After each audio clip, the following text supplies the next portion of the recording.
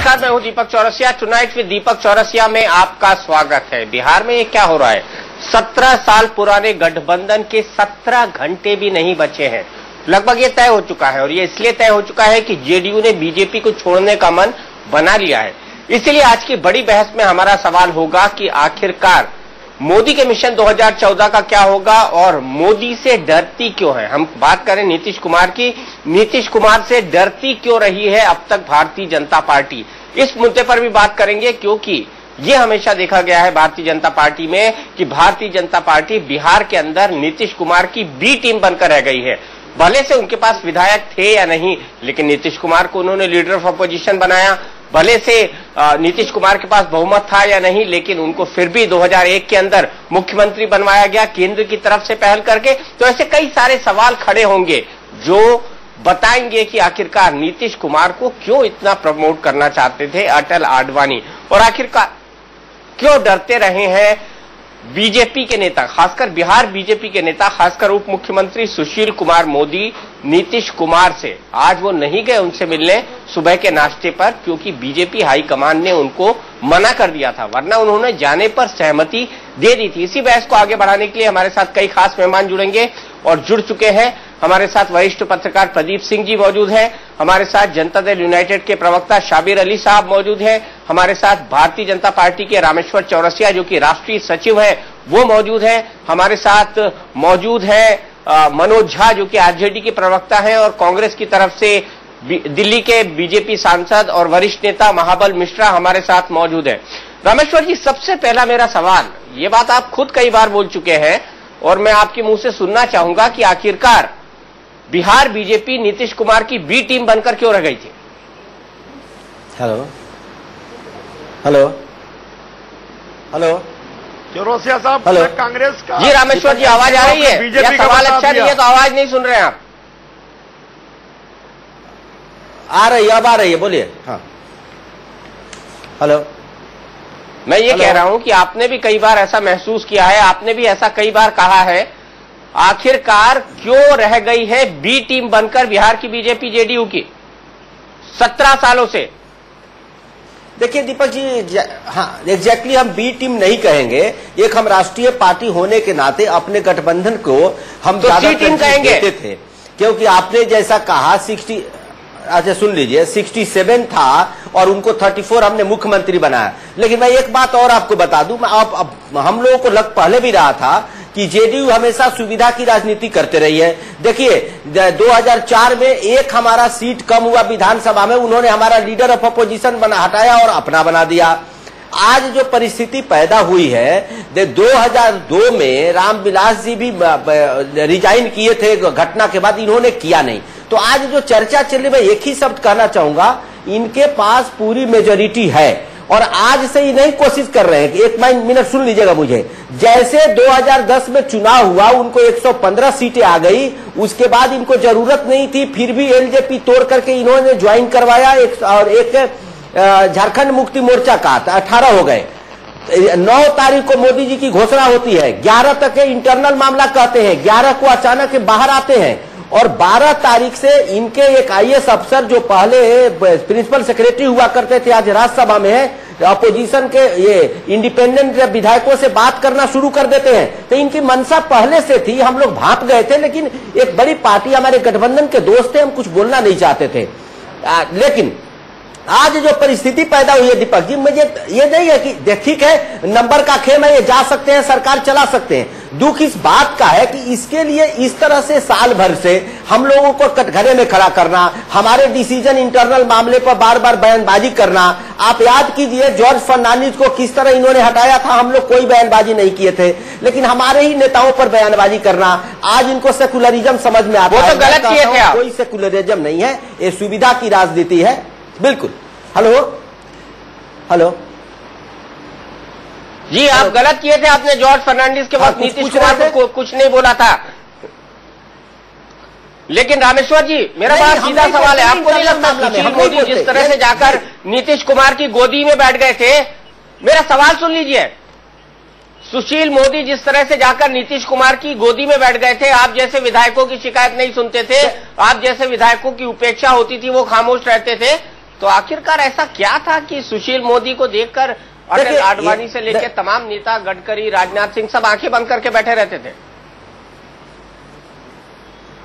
देखिए, एक बात तो थी, मैं पहले ही आपको बताया, हम गठबंधन के लोगों का रिस्पेक्ट करते थे। चलो, हम बड़ी पार्टी थे, आज कांग्रेस के खिलाफ लड़ना है देश में, तो हमें ये समझ में आती थी। लेकिन ये जो मामला उत्पन्न हुआ, उससे उसका कोई लेना देना नहीं जो आप बोल रहे हैं। आज की जो परिस्थिति, अगर उस पर हम चर्चा करें, अब ये बात कहेंगे तो विधायकों की तो यहाँ अभी भी नहीं सुनी जाती, वो अलग विषय है। लेना देना तो है ना, बार बार आते रहे, वो अलग विषय है। आज आप सुनिए ना रामेश्वर जी, लेना देना है ना। जी जी, सवाल तो आज हमने यही उठाया बहस में कि जेडीयू के आगे बीजेपी इतनी लाचार क्यों रहती है? देखो, कोई लाचारी नहीं है। हम चाहते थे कि बिहार की जनता ने, सुन लीजिए दीपक जी, हाँ, 1 मिनट में मैं बता दूं आपको। देखो, ये दीपक जी, जब गठबंधन हुआ था तो बिहार की हालत ठीक नहीं थी। दिल की बात जुबा पे आ जाए रामेश्वर जी, हमने गठबंधन किया था। दिल की बात जुबा पे आ जाए। बिल्कुल बिल्कुल, मैं बता रहा हूं आपको। देखो, हमने गठबंधन बिहार के हित में किया था, इसीलिए जिस तरह से सरकार चल रही थी, ठीक है, उसमें सारे खुश नहीं थे, लेकिन हम चाहते थे कि कुशासन के खिलाफ जनता ने इस गठबंधन को बहुत बड़ा मैंडेट दिया है, तो बिहार में विकास की गाड़ी चलती रहे। इसीलिए हम लोग भी, नीतीश कुमार जी जो करते थे, हमने हमेशा सहयोग किया। आप देखो, हर काम में हमने सहयोग किया, लेकिन इस सहयोग का मतलब वो हमारी कमजोरी समझ ले तो उनकी समझ है। ऐसा कुछ नहीं था कि बीजेपी कमजोर थी, बीजेपी एक राष्ट्रीय पार्टी है, लेकिन हम बिहार की जनता के हित में ये सब काम कर रहे थे। और आज भी मैं आपको बताऊं, बिहार ने एनडीए को मैंडेट दिया है, किसी बीजेपी या जेडीयू को नहीं दिया है। इस बात को भी समझना चाहिए आज। तो आप बोलिए नीतीश कुमार इस्तीफा दे, फिर से चुनाव कराइए, ये बोलने की हिम्मत होनी चाहिए आपकी, जो आपकी नहीं है। नहीं, देखो, हिम्मत है। मैं आपको बता रहा हूं, सवाल इस्तीफे का नहीं है दीपक। अच्छा, हमें मैंडेट मिला था, अगर उनको ऐसा लगता है कि हमने सारा जनता का काम कर दिया, अब हमें गठबंधन में नहीं रहना है, तो ये तो सुविधा की राजनीति हो गई कि आपके पास मेजोरिटी, आप सरकार बना ले। नैतिकता का तगाजा है, अगर नैतिकता आती है राजनीति में, उस हिसाब से तो इस्तीफा देना चाहिए, चुनाव में जाना चाहिए, अलग विषय है। लेकिन मैं मांग करने की बात नहीं है। देखो, नंबर अर्थमेटिक ये है, नहीं, आपकी पार्टी तो नैतिकता वाली पार्टी है, इसके पास नंबर है। आपकी पार्टी तो नैतिकता वाली पार्टी है, वरना मुझे आडवाणी जी को मानना पड़ेगा कि आपकी पार्टी में लोग हैं, स्वार्थ के हिसाब से काम करते हैं। अटल आडवाणी जी, देशमुख जी और नानाजी देशमुख और जो भी आपके दीनदयाल उपाध्याय, श्यामा प्रसाद मुखर्जी, इनकी पार्टी नहीं रही। मानना पड़ेगा मुझे आपकी इस बात को। मांग करिए आपकी, नीतीश कुमार इस्तीफा दे, नया चुनाव कराएं। हम लोग, वरना मैं मानूंगा, देश की जनता मानेगी कि आप डरते हैं नीतीश कुमार से। सुन, अगर नीतीश कुमार ऐसा चाहते हैं तो ऑलरेडी दीपक जी 2 दिन से हम, दीपक जी आप पूरी, नहीं, आप पूरी बात सुन। ये बात कहाँ आप भूल गए? 2 दिन से ये बात चल रहा है। हमारे कितने नेता बोल चुके कि ये गठबंधन एनडीए को मिला है, जदयू को, बीजेपी को नहीं मिला है। अगर उनको ऐसा लगता है तो नैतिकता का तकाजा है कि उन्हें मैंडेट मांगना चाहिए अब जनता से। ये तो हम 3 दिन से मांग कर रहे हैं, ये कोई नई बात कहाँ बोल रहे हैं, ये तो मामला आ गया है। यानी आप नीतीश कुमार के इस्तीफे की मांग कर रहे हैं, आप खुद भी कर रहे हैं। ये तो बात है 3 दिन से चल रही है, ये कोई नई बात नहीं है। हाँ? 3 दिन से चल रही है। साबिर अली जी, नीतीश कुमार जी इस्तीफा देंगे क्योंकि मैंडेट एनडीए को मिला था।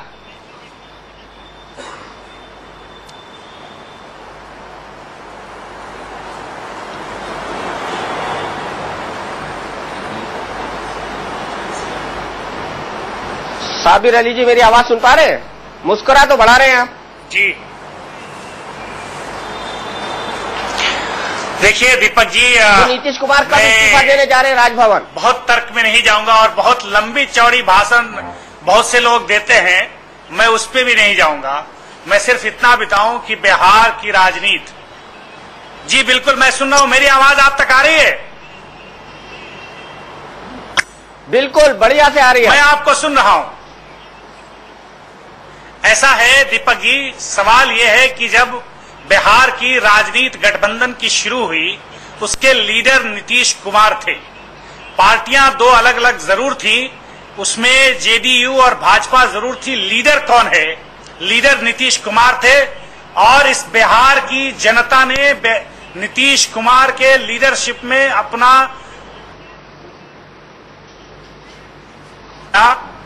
जो राजनीतिक परिप्रेक्ष्य में ऐसी अपार बहुमत कभी किसी पार्टी को नहीं मुझे लग रहा है मिली। साबिर अली साहब और जिसको इतना बड़ा साबिर अली चेहरा साहब आपके साथ इस देश में टेक्निकल आज प्रॉब्लम है, बताया जा मैं रहा है, आपके पास उनको ऐसा आऊंगा। अपार उससे पहले देख लेते हैं दिन भर का घटनाक्रम क्या हुआ।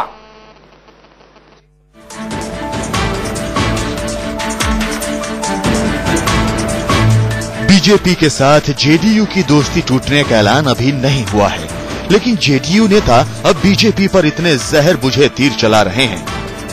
कलर दे रहे हैं, ये हम लोगों ने किया कि उन लोगों ने किया? बीजेपी दिशाहीन हो गई आपके साथ। बिल्कुल। उनके पास मुझे लगता है कि सिवाय कलर देने के लिए, इस देश को सामुदायिक कलर देने के लिए और कोई उनके पास इशू नहीं है। अगर इशू होता तो ये समस्या है। मुख्यमंत्री ने सबसे बात कर लिया है, हम लोग भी सबसे संपर्क में हैं, इसलिए अभी जो स्थिति बन गई है, जनता दल यू को आज जो स्थिति बनी है उसमें बैक करना दिक्कत लग रहा है। इसके बावजूद भी अभी बैठक तो हो रही है, क्या रास्ता हो।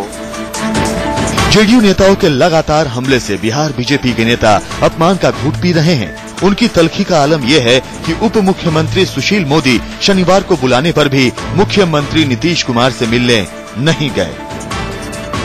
मेरी बात हुई है पटना के लोगों से, तो वहाँ के नीतीश जी ने सुशील मोदी और नंदकिशोर जी को बुलाया। हम लोग प्रतीक्षा करते रहे श्री सुशील जी और श्री नंदकिशोर जी को बैठकर चर्चा करने का निमंत्रण दिया गया था। हमारे आदरणीय मुख्यमंत्री महोदय, प्रदेश अध्यक्ष महोदय और हम लोगों के साथ उनके साथ वार्ता किए जाने की संभावना थी, परंतु वो सम्मिलित नहीं हुए। मुझे और सुशील जी को कल बुलाया था, लेकिन जो विषय थे बात करने के, प्रधानमंत्री का उम्मीदवार कब घोषित हो, कौन घोषित हो, नरेंद्र मोदी का सवाल, इन विषयों पर बात करने के लिए भारतीय जनता पार्टी में हम अधिकृत नहीं है और न सुशील जी अधिकृत। ये मुद्दे राष्ट्रीय मुद्दे हमारे हैं और भारतीय जनता पार्टी का राष्ट्रीय नेतृत्व लगातार उनके संपर्क में है। जेडीयू के साथ बीजेपी के रिश्ते इस कदर खराब हो चुके हैं कि बीजेपी अध्यक्ष राजनाथ सिंह की पटना में 23 जून की रैली के लिए मनचाहा मैदान तक नहीं मिल पाया। विभाग के माननीय मंत्री जी से लगातार आग्रह विनती कर रहे थे कि यह मैदान भारतीय जनता पार्टी को दिया जाए, लेकिन उन लोगों ने जब परसों स्पष्ट रूप से मना कर दिया, उसके बाद भारतीय जनता पार्टी ने वैकल्पिक व्यवस्था की और गर्दनीबाग का इसके बावजूद बीजेपी के नेता यही रट लगाए हुए हैं कि वो जेडीयू के साथ गठबंधन जारी रखना चाहते हैं। बिहार के हित में हम सबों की इच्छा है, हम सबों का आग्रह है कि ये सरकार चलना चाहिए और ये गठबंधन जो 18 साल पुराना है वो भी चलना चाहिए। अब बाकी जो भी फैसला होगा, बीजेपी के नेताओं ने अपनी बात कही है, हम लोगों ने कही है, शाहनवाज जी ने कही है, आज हम लोगों ने इस पर आकलन भी किया है। अब बड़ा सवाल ये है कि आखिर जेडीयू के सामने बीजेपी इतनी बेबस क्यों नजर आ रही है। दरअसल बीजेपी अपने जिस मिशन 2014 के लिए नरेंद्र मोदी को मुखौटा बना चुकी है, उसका एनडीए के बिखरने पर बंटाधार हो सकता है। आरएसएस के अंदरूनी सर्वे से लेकर इंडिया न्यूज तक के सर्वे से एक बात साफ हो चुकी है कि मोदी को पीएम पद का उम्मीदवार बनाकर भी बीजेपी अपने दम पर बहुमत नहीं पा सकती। एनडीए में अगर शिवसेना, शिरोमणि अकाली दल और जेडीयू भी शामिल हों, तभी बहुमत मिलने की उम्मीद है। लिहाजा बीजेपी को आने वाले दिनों में दूसरे सियासी दोस्तों की जरूरत पड़ेगी। ऐसे में अगर बीजेपी के सबसे पुराने दोस्त जेडीयू ने भी साथ छोड़ दिया, तो नई पार्टियों को एनडीए का हिस्सा बनने के लिए राजी कर पाना मुश्किल होगा। आज आणखी चित्र दिसतंय, आज काय होणार? सगळ्या राजकीय समीक्षकांचं लक्ष बिहारकडे.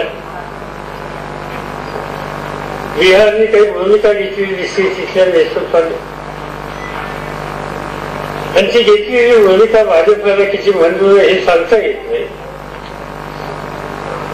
आणि प्रश्न त्याच्यातून एक निर्माण होतो की जो पर्याय देण्याच्यासाठी पुढे येतो असा दावा करतात, त्यांची स्थिती सुद्धा डोळ्यावर झाली आणि ते पर्याय देऊ शकतील याच्यावर लोकांचा आता विश्वास बसायला, त्या विश्वासाला एक प्रकारचा चढाव असतो. वहीं दूसरी ओर नीतीश कुमार के दोनों हाथों में लड्डू है। अगर बीजेपी से अलग होकर जेडीयू ने 2014 के लोकसभा चुनाव में ठीक ठाक सीटें जीत ली, तो उसके सामने यूपीए, एनडीए और थर्ड फ्रंट तीनों तरफ के रास्ते खुले होंगे। और अगर लोकसभा चुनाव में जेडीयू को नुकसान भी हुआ, तो भी 2015 तक बिहार में अकेले दम पर सरकार चलाने में कोई दिक्कत नहीं होने वाली। जब आप स्वतः इस बात को समझ रहे हैं कि दर्द नीतीश कुमार जी को भी है, दर्द एनडीए दल के तमाम विधायक दल के लोगों को भी है, तो दर्द तो सब किसी को है, लेकिन चूंकि राजनीति मुद्दों पर आधारित होता है और दोनों दल के नीति अलग अलग होते हैं, तो निश्चित तौर पे अपने नीति से समझौता कोई करने की स्थिति में नहीं होता है। जेडीयू बीजेपी का गठबंधन टूट चुका है, सिर्फ टूटने का ऐलान होना बाकी है, वो भी चंद घंटों में हो सकता है। इसका एहसास बीजेपी को भी है और जेडीयू को भी। लिहाजा आखिरी लम्हों में दोनों पार्टियों के नेता यही कोशिश कर रहे हैं कि गठबंधन तोड़ने का इल्जाम उनके सिर न आए। पटना में शिशिर और विनायक और दिल्ली में मोहम्मद अफसर के साथ यतेंद्र, दिल्ली, इंडिया न्यूज। और आगे की चर्चा को बढ़ाएंगे, दीपक से हम थोड़ी देर में जुड़ेंगे। तब तक हमारे मेहमान हमारे साथ बने हुए प्रदीप जी, वरिष्ठ पत्रकार हमारे साथ स्टूडियो में हैं। प्रदीप जी, अभी तक बीजेपी इतनी बेबस क्यों नजर आई जेडीयू के सामने? देखिए, दो कारण मुझे जो समझ में आते हैं इतने दिनों तक राजनीतिक घटनाक्रम को देखने के बाद। एक तो यह है कि बीजेपी अपने सहयोगी दलों के प्रति थोड़ा ज्यादा उदार होती है और उदारता में बड़े नुकसान झेलती है। एक उदाहरण आंध्र प्रदेश का दें, एक समय बीजेपी का वोट प्रतिशत वहां 18% तक पहुंच गया था। तेलंगाना उसका मुद्दा था जो आज टीआरएस का है, लेकिन चंद्रबाबू नायडू से समझौते के चक्कर में पार्टी ने वो मुद्दा छोड़ दिया और उस प्रदेश से पार्टी लगभग साफ सी हो गई। यही स्थिति बिहार में जनता दल यू के साथ हुई कि आप देखिए 4 चुनाव, 2005 के 2 विधानसभा चुनाव, पहले मई में, फिर नवंबर में, फिर 2009 के लोकसभा चुनाव, फिर 2010 में विधानसभा चुनाव। पार्टी ने अपने सबसे लोकप्रिय और सफल मुख्यमंत्री को अपने कैंडिडेट्स का भी चुनाव प्रचार करने के लिए नहीं आने दिया। क्यों नहीं आने दिया? क्योंकि नीतीश कुमार और उनकी पार्टी नहीं चाहती। मैं इसी पर आपके पास फिर लौटूंगी, चलूंगी रामेश्वर जी के पास। रामेश्वर जी, आपने अभी भी कहा कि नीतीश कुमार को नैतिकता के आधार पर इस्तीफा देना चाहिए क्योंकि बिहार में बहुमत एनडीए को मिला था, जेडीयू को नहीं। तो सवाल मेरा यही है कि अब तक आपकी पार्टी बेबस क्यों थी? ये आक्रामकता पहले क्यों नहीं दिखी? देखो, बेबस की बात नहीं है। बिहार के जो हालात थे आप समझ लीजिए, शीतल जी, बिहार के हालात के लिए हमने पहले बोला, हमने समझौते किए थे। लेकिन मैं एक बात और आपको बता दूं, इनके एक प्रवक्ता बोल रहे थे कि जब गठबंधन हुआ नीतीश जी नेता थे। देखो, मैं इनको बार बार बोलता हूं, इन लोगों को बुरा लगता है कि इनके प्रवक्ताओं को एक जानकारी नहीं, क्योंकि सब बाद में आए हैं। मैं उस समय बिहार का प्रभारी हुआ करता था यूथ विंग से। जब समझौता हुआ 96 में, कहीं नीतीश जी नेता नहीं थे।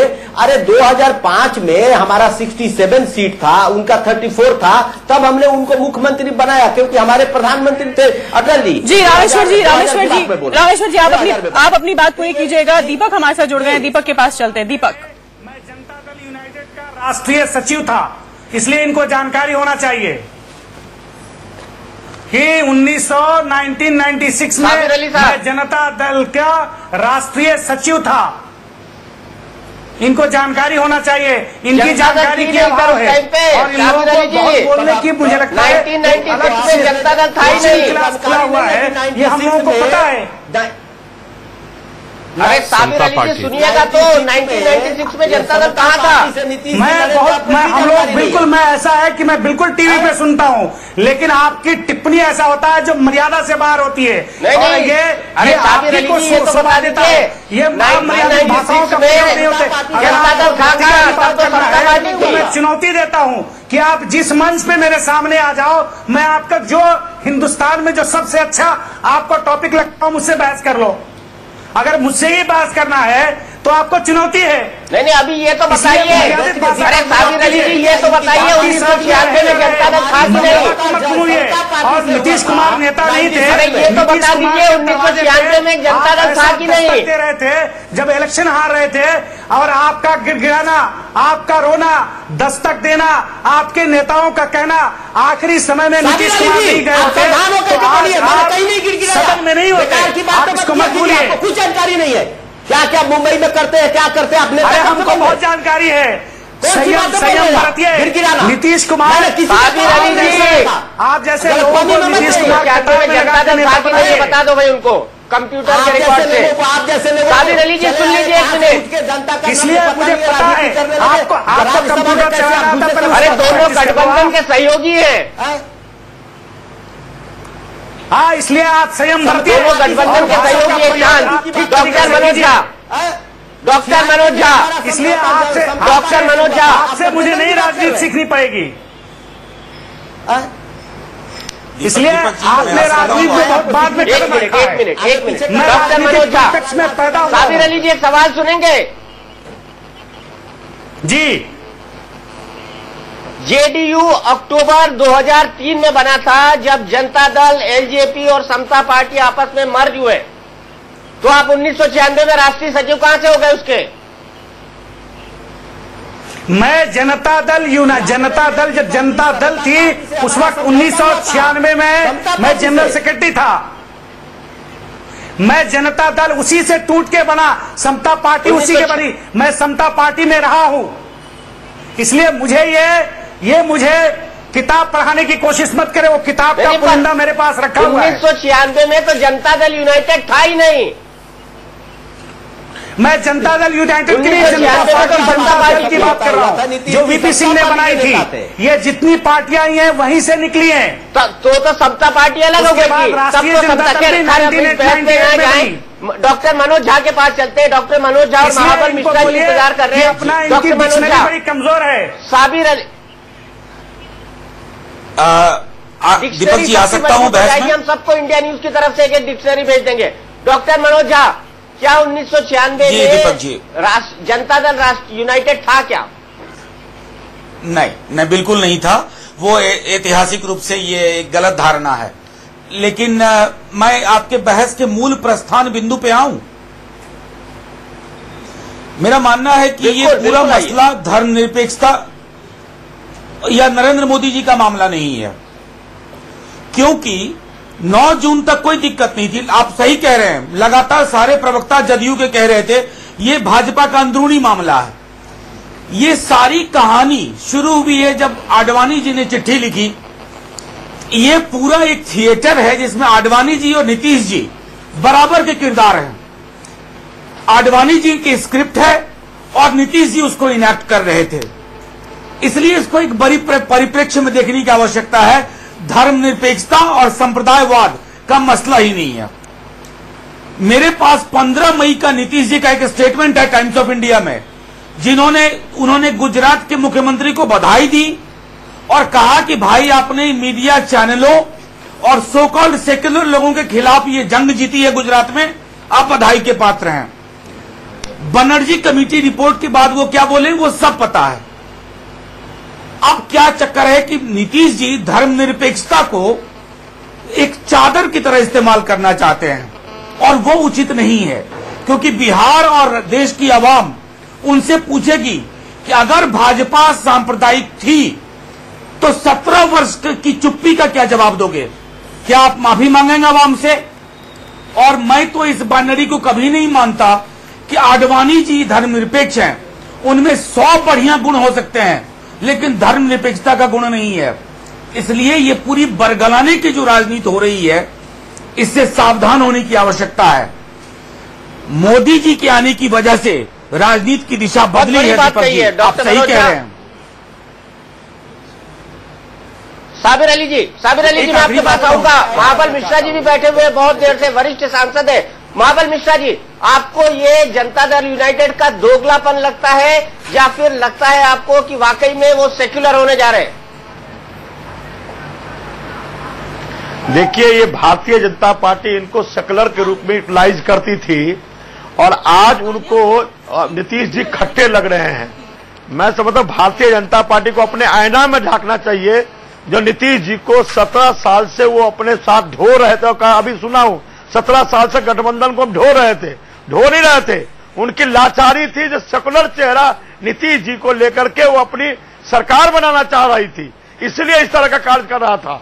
और चंद्रमोहन राय जी उन्हीं के पार्टी के हैं, और चंद्रमोहन राय ने उनसे इस्तीफा मांगा है।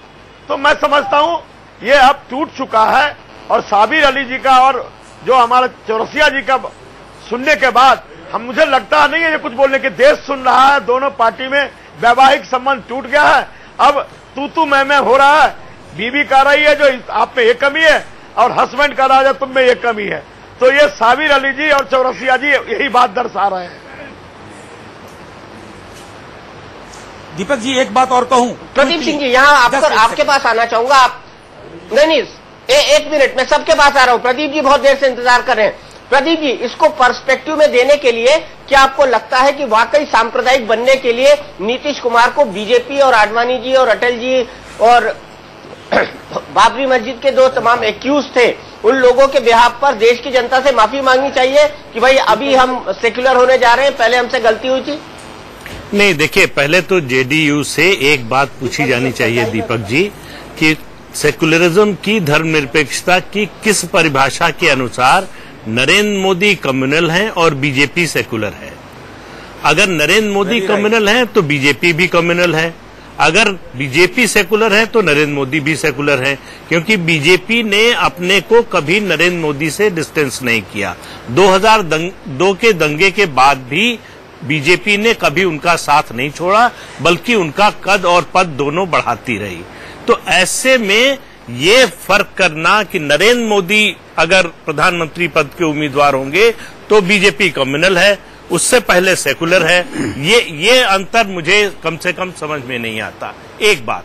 दूसरी बात, जो नीतीश कुमार जी ने अभी चर्चा हुई कि क्यों रंग बदला, 11 मई तक वो कुछ और बोलते रहे। इसको जब 9 तारीख को घोषणा हुई नरेंद्र मोदी की कैंपेन कमेटी के चेयरमैन की, तब उन्होंने कहा और उनकी पार्टी के दूसरे नेताओं ने कहा कि ये बीजेपी का अंदरूनी मामला है कि संगठन में किसको क्या पद देती है। दरअसल एक लड़ाई नरेंद्र मोदी के खिलाफ बीजेपी के अंदर और बीजेपी के बाहर चल रही थी। बीजेपी के अंदर जो नरेंद्र मोदी विरोधी धड़ा था, उसकी सबसे बड़ी ताकत नरेंद्र मोदी थे और नरेंद्र मोदी, माफ कीजिएगा, नीतीश कुमार थे। नीतीश कुमार को यह लग रहा था कि इन तत्वों के या इन नेताओं के भरोसे पर वो नरेंद्र मोदी को रोक सकते हैं। लेकिन आडवाणी जी के साथ जो कुछ हुआ, उनका इस्तीफा, फिर इस्तीफे की वापसी, उसके बाद उनको लग गया कि बीजेपी में जो मोदी विरोधी धड़ा है वो मोदी को नहीं रोक सकता। इसलिए उन्होंने अलग होने की डेडलाइन दी थी, उसको भूल गए। अंदरूनी मामला बता रहे थे बीजेपी का, उसको भूल गए और अचानक बैठक बुलाई है और अलग होने का फैसला हो रहा। तो ये तो बिल्कुल, और मैं मनोज झा जी की बात से अंशतः बिल्कुल सहमत हूं कि ये सेकुलरिज्म और कम्युनलिज्म का मामला नहीं है। ये देखिए सुविधा की राजनीति है। मुस्लिम वोट, हिंदुस्तान के राजनेताओं ने धर्मनिरपेक्षता की एक बहुत आसान परिभाषा बना दी है। वो ये है कि जिस पार्टी को मुसलमानों का वोट मिले वो सेकुलर है, जिसे नहीं मिले वो कम्युनल है। इस परिभाषा के मुताबिक नीतीश कुमार चल रहे हैं। उनकी कई योजनाएं, ऐसा नहीं है कि अचानक उनके मन में बीजेपी से अलग होने का फैसला। अगर नरेंद्र मोदी न प्रोजेक्ट किए जाते तब भी वो अलग होते बीजेपी से, लेकिन शायद समय दूसरा होता, क्योंकि उनके सामने उदाहरण है नवीन पटनायक का कि किस तरह से बीजेपी से अलग हुए और उन्होंने अपनी ताकत बढ़ा ली। 2010 में जब वो चुनाव जीत कर आए हैं, इस बार 115 सीटें लेकर आए हैं, तब से बीजेपी से छुटकारे की योजना उनके मन में है। पहला उन्होंने वार किया जब बीजेपी के नेशनल एग्जीक्यूटिव पटना में हो रही थी। पहले उन्होंने उनको रात्रि भोज पर बुलाया और उसको कैंसिल किया। बीजेपी ने वो अपमान का घूंट बर्दाश्त कर लिया। क्यों किया मुझे नहीं मालूम, क्या दबाव था, क्या मजबूरी थी, ये बीजेपी के लोग जानते होंगे। लेकिन नीतीश कुमार जी एक कैलकुलेटेड वे में लगातार बीजेपी से दूर होने की कोशिश कर रहे थे। उनको लग रहा था कि अगर वो मोदी को रोक सकेंगे बीजेपी के साथ रहते हुए, तब भी फिलहाल उनको ये फायदा हो सकता है, मुसलमान उनके साथ आ सकता है। जब उनको लगा कि ये नहीं होने जा रहा है तो उन्होंने अलग होने का फैसला कर लिया है।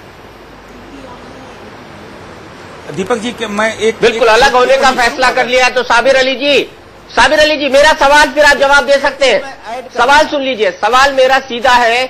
17 साल बीजेपी जैसी सांप्रदायिक पार्टी, जैसा कि आप राजनीतिक वाले कहते हैं, सांप्रदायिक पार्टी के साथ रहने के लिए क्या आप देश की जनता से माफी मांगेंगे? दीपक जी, ऐसा है मुझे बड़ी आश्चर्य है। आप अपने आप में एक इंस्टीट्यूशन है और जो लोगों से प्रतिक्रिया ले रहे थे और वो सवाल नहीं कह के आपने ऐसी सवाल करी जिसका जवाब इस वक्त नहीं। जो लोग प्रतिक्रिया दे रहे हैं पहले उस पर जवाब सुन लीजिए, क्योंकि जितने लोगों की टिप्पणी थी वो जनता दल यूनाइटेड पे थी और नीतीश कुमार पर थी। तो मैं समझता हूं कि ये इंसाफ नहीं होगा कि उस पर आप सवाल करने का हक तो मेरा भी है ना। जब टीवी में डिबेट हो तो पक्ष और विपक्ष जो भी हो, जहां प्रतिक्रिया जो एजेंडा सेट हो उस पर जिसके ऊपर प्रहार हो उससे जरूर पूछना चाहिए। अभी वरिष्ठ पत्रकार प्रदीप सिंह जी कह रहे थे कि मुसलमानों की वोट के लिए उन्होंने दूरियां बनाना शुरू कर दी। जी मैं बता रहा हूं कि तो मैं ये पूछना चाहता हूं फिर बीजेपी का क्या एजेंडा है कि अभी तक बंच सीरीज है इस देश में इश्यूज का। क्या बीजेपी के पास कोई और नेता नहीं था कि उस इश्यूज को लेकर इस देश की लड़ाई लड़ सके जनता के बीच, और ऐसे शख्स को लेके आता है जिस पे दाग लगा हो। दूसरी बात, 6-7 साल से जब से हमारी गठबंधन उरूज पर आई है, नीतीश कुमार जी ने यहां पर एक शख्सियत को आने के लिए रोका, उसके बावजूद भी हम लोग अपार बहुमत से आए। उस वक्त उनको नहीं देखा कि आप क्यों रोक रहे हैं, आप उस वक्त क्यों नहीं बोले? क्योंकि आपके पास ऐसा इशू नहीं है जो आप सत्ता में आ सकते हैं, या आपके पास ऐसी वो धार तलवार नहीं है जो लड़ाई लड़ सकते हैं सामने वालों से, या आपके पास ऐसे लोग नहीं हैं जो लड़ाई लड़ने के लिए रणभूमि में जाकर और इस देश की जनता की लड़ाई लड़े, भुखमरी की लड़ाई लड़े और उनकी बेचारगी की लड़ाई लड़े और सबको एक साथ लेके चलने वाला जो सिपह सालार हो आपके पास नहीं है। हमने आज भी मैं कहता हूं कि जो नरेंद्र मोदी जी का डिसीजन हुआ ये उनका आंतरिक मामला था, मुझे ये कहने में संकोच नहीं है, लेकिन उसके बाद उनके लोगों ने क्या किया, आप उनको महिमा मंडित ऐसा लग रहा था। इससे पहले भी उनके प्रचार का अध्यक्ष बनाया गया, उनके उस वक्त का फुटेज लीजिए और इस बार का फुटेज लीजिए, ऐसा लग रहा था कि ऐसा व्यक्ति जो चाइना से लड़ाई लड़ा और युद्ध लड़कर एक ही रात रात आया है और इस देश में उससे बड़ा हीरो कोई नहीं है, और ट्वीट होने लगा, लैंग्वेज बदलने लगे और एटीट्यूड बदलने लगा और जो बड़ी लैंग्वेज है वो इस तरह करने लगा। इनके वक्ताओं ने कहने लगा यही एक चेहरा है जो इस देश की कमान को संभाल सकता है, और वहां से ट्वीट होने लगा कि मैं इस देश की जनता को ऐसा कर दूंगा, मैं एक पार्टी को उखाड़ फेंक दूंगा और उसको निस्तो नाबूद कर दूंगा। इस तरह की प्रक्रिया, इस तरह का कहना क्या दर्शाता है, इसका भी एनालिसिस करना चाहिए। बात एक तरफी नहीं होना। जब कोई वरिष्ठ पत्रकार बैठता है तो उसको इंसाफ की बात करना चाहिए और दोनों तरफ की बात करना चाहिए, और यही अपेक्षा भी है। और मैं समझता हूं दीपक जी, मुझे भी आपसे यही अपेक्षा है, कहनी चाहिए, एक तरफा बात नहीं होना चाहिए। अगर हमारे यहाँ ऐसे लोग नहीं है, हमारे पास बिल्कुल नहीं होनी चाहिए। मैंने आपको कहने का वक्त दे दिया।